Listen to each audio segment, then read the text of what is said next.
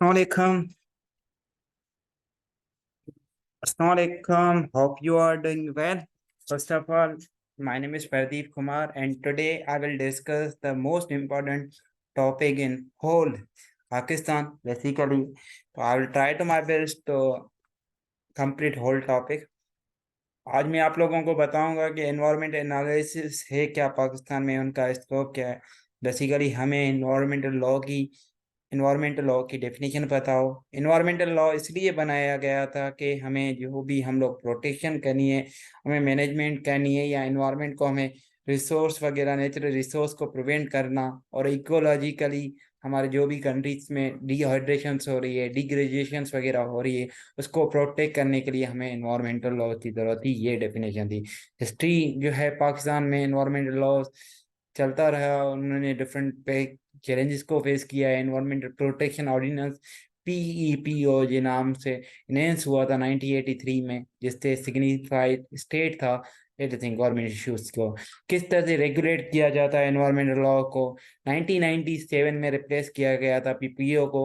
उसके अलावा जो है एनवायरमेंटल लॉ के बेसिस पर नया एक लाया गया था, जिसका नाम था environmental law protection of act 2013 to enforce environment laws. Environment को प्रोटेक्ट किया जाए, उनके वायरस सब्सटेंस को इन्वायरमेंट क्वालिटी के बेसिस पर किया जाएगा। प्रोसेस क्या था इन्वायरमेंटल को, उनके ईपीएस वगैरह के हिसाब से ऑर्गेनाइजेशन आजकल पाकिस्तान में बेसिकली कौन सी चल रही हैं। ईपीए के नाम से पाकिस्तान इन्वायरमेंटल प्रोटेक्शन एजेंसी जो है उसके बेसिस पर काम कर रही है, उसको रेगुलेट कर रही है।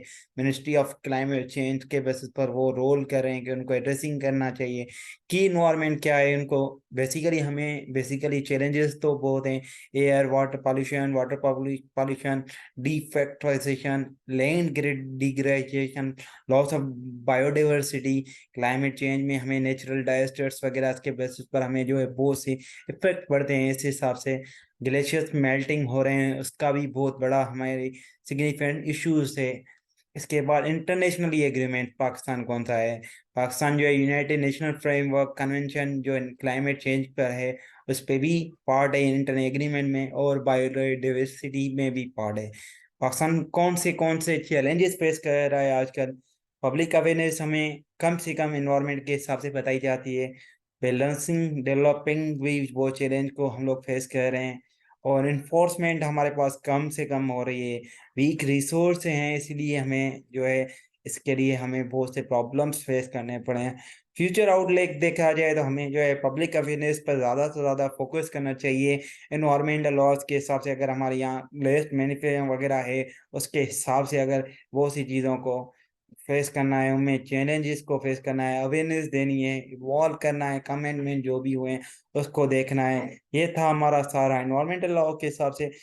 कुछ टीचर्स कुछ इन्वायरमेंटल लॉ के हिसाब से हमें जो इन्फॉर्म किया जाता है, किस तरह से रेगुलेट किया जाता है, क्या लॉज हैं, उस हिसाब से अगर आप इन्वायरमेंटल को थोड़ा सा शॉर्ट समरी में देखें, इन्वायरमेंटल इस तरह से एनालाइज हो सकती है कि हम लोग कम पौधे ज़्यादा से ज़्यादा पौधे उगाएं।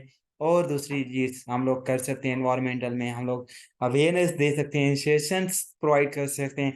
इस तरह से हम लोग शॉर्ट वीडियोस बना सकते हैं और दूसरों को अवेयरनेस दे सकते हैं। शो और इस तरह से अगर हम लोग एक और चीज़ करें तो वो भी कर सकते हैं। बेसिकली अगर हम लोग थोड़ा सा इन्वायरमेंटल पर ज़्यादा से ज़्यादा फोकस करें, अगर इन्वायरमेंटल पर हम लोग ज़्यादा फोकस नहीं करेंगे, वो हमारे वाइडी पे इफेक्ट करेगा, हमारे ह्यूमन राइट्स पे इफेक्ट करेगा। ह्यूमन राइट्स बेसिकली आपको भी बताया, अगर हमारी राइट ऑफ लाइफ पर बहुत सी इन्वायरमेंटल चीज को इफेक्ट कर सकता है।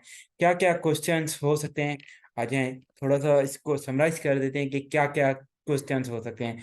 क्या हमें करना चाहिए, हम लोगों को ज्यादा से ज्यादा पौधे उगाने चाहिए। दूसरी बात, अवेयरनेस देनी चाहिए। तीसरी बात, हमें उसके हिसाब से कोई ऐसी एक्टिविटीज करनी चाहिए जो हमें बताया जाए। हर इन्वायरमेंटल के बेसिस पर हम स्कूल्स में हमें नॉलेज दी जाए, और जहाँ भी जितनी नॉलेज है इन्वायरमेंटल को प्रोटेक्शन करने के लिए, हमें कम से कम जो है पौधों को ज़ाया नहीं करना चाहिए। हमें इतनी बड़ी इमारतें नहीं बनानी चाहिए कि जहाँ पे इन्वायरमेंटल पर ज़्यादा से ज़्यादा इफेक्ट पड़े। ज़्यादा से ज़्यादा जितना हो सके हम लोग इन्वायरमेंटल को प्रोटेक्ट करें। आए और इसके बेसिस पर, एनवायरमेंटल के बेसिस पर हम लोग बहुत सी एक्टिविटीज में पार्ट बने। लास्ट में हमारे यूट्यूब चैनल को सब्सक्राइब करें और बेल आइकन के बटन को ज़रूर दबाएं, और हमारे जो भी लॉस्ट ईयर्स के पेजेस हैं उसको भी फॉलो अप कर दें, ताकि हम लोग इस टाइप के अवेयरनेस सेशंस और वीडियोस आप लोगों के लिए लेकर आएँ। Thank you so much. और हमारे पेजेस पर प्लीज़ आल्सो विजिट करें। Thank you so much.